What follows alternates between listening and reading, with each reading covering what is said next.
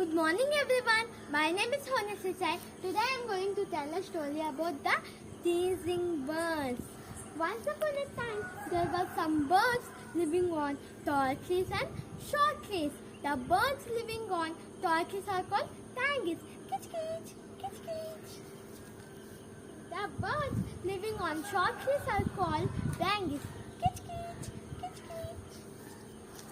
Every time the tangis used to throw dust particles, stones and tell hard words about their size and length.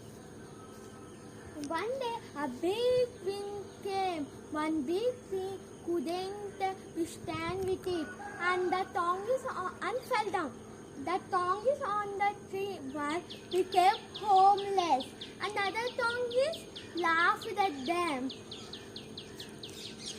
But the bangis gave food to the tangis and helped them.